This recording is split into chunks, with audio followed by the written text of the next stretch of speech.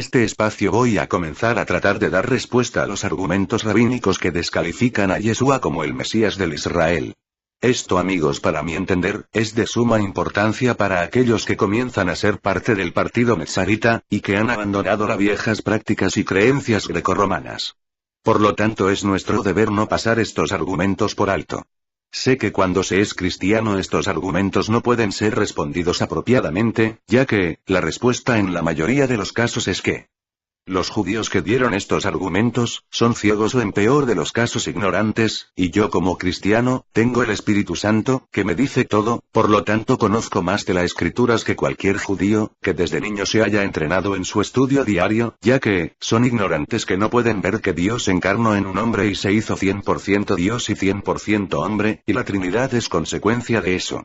Amigos, eso era antes y por lo tanto uno que realmente está conociendo a su Mesías hebreo, sabe que este argumento dogmático jamás ningún judío practicante y estudioso de la Torá en su propio idioma, aceptaría.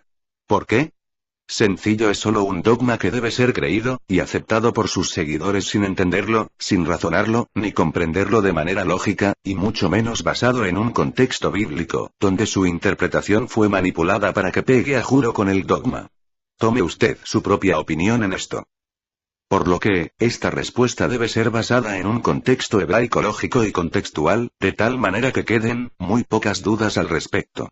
Es mi opinión personal, y recuerde, la última palabra en esto, la tiene usted. Ahora bien, ¿qué respuesta se le puede dar a estos argumentos? Voy a colocar mi opinión al respecto, pero también, amigo, hermano, usted que ya no es cristiano, me gustaría que pudiera dar la suya también, ya que dice Proverbios 11:14, donde no hay buen consejo, el pueblo cae, pero en la abundancia de consejeros está la victoria. Veamos este argumento judío. El cristianismo contradice la teología judía. ¿Dios como tres? La idea cristiana de la Trinidad divide a Dios en tres entes separados: el Padre, el Hijo y el Espíritu Santo, Mateo 28:19. Esto contradice al Shema, la base de la creencia judía. Escucha, Israel, el Señor es nuestro Dios, el Señor es uno, Deuteronomio 6:4.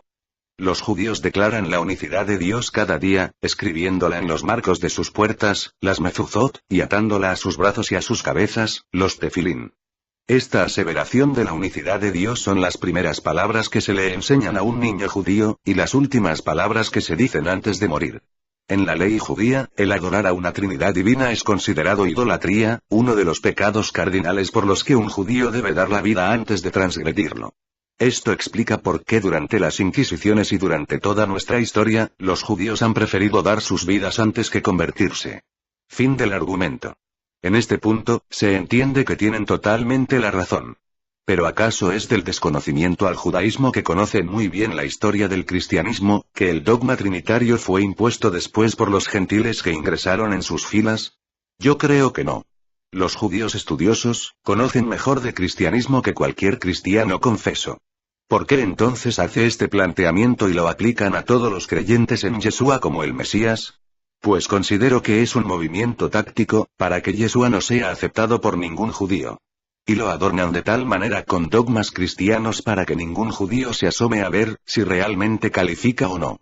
Lamentablemente en parte tiene la razón de tener tal fobia y crear toda clase de cercos a la creencia en Yeshua como el Mesías, pues la historia nos enseña cómo el cristianismo histórico fue su peor enemigo y casi su aniquilación. Yo en ese caso también tuviera fobia a todo lo que oliera a cristiano, y para nada, pensaría que valdría la pena investigar si ese Mesías realmente califica o no. El problema ahora, es que ya no todos los creyentes en Yeshua HaMashiach se comen ese cuento trinitario de los padres cristianos de la Iglesia. Se está comenzando una revolución de pensamiento y se está buscando las raíces hebreas del Masíaj hebreo. Por lo tanto, esa revolución puede inclinar la balanza, a que el judaísmo vea con otros ojos a Yeshua ciudadano judío, que nunca dejó de ser judío para convertirse en cristiano grecorromano. El tiempo lo dirá, ya que todo está bajo el control del santo bendito es, Adonai de los ejércitos. Por lo que nuestra respuesta a ese argumento es: en cuanto a Mateo 28:19. El judaísmo bien sabe que dicho texto está en discusión debido que fue una interpolación, veamos los comentarios al respecto. El texto hebraico termina aquí. Del resto, tenemos hasta ahora dos versiones. Una que dice, y aseguraos que hagan tevilá a fin de introducirlos en el conocimiento del Padre, del Masiaj y del Espíritu que santifica. Asegúrense de enseñarles a guardar todas las cosas que os mandé. Y he aquí que yo estoy con vosotros todos los días, hasta el fin de esta edad presente. Y otra, citada por Eusebio en el IV siglo que dice, y aseguraos que sean sumergidos en agua en mi nombre.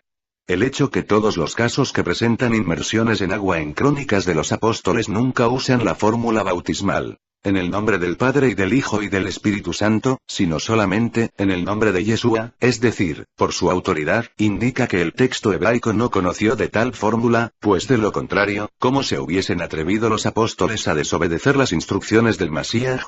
En cada documentación histórica sobre el particular, solamente se usa el nombre de Yeshua como la fuente de la autoridad sobre la que se imparte la purificación en agua, a los que regresaban a la fe hebrea o a los gentiles que hacía su conversión.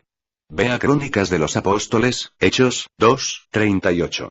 8, 16. 10, 48. 19, 5.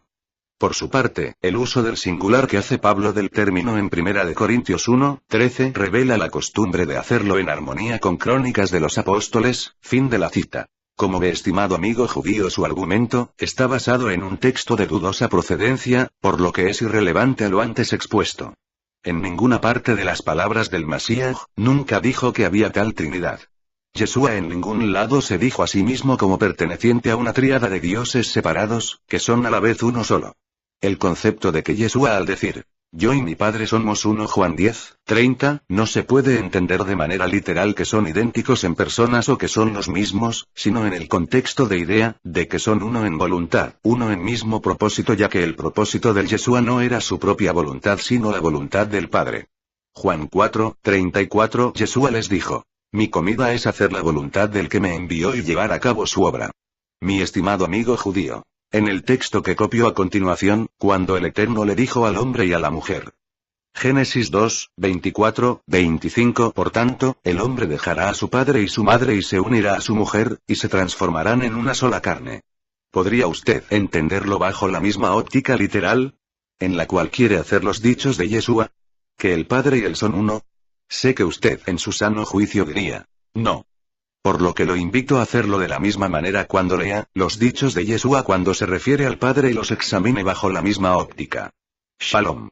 Luego seguiremos buscando las respuestas a los argumentos judíos sobre la descalificación de Yeshua como el Mesías. Saludos a todos, Shalom.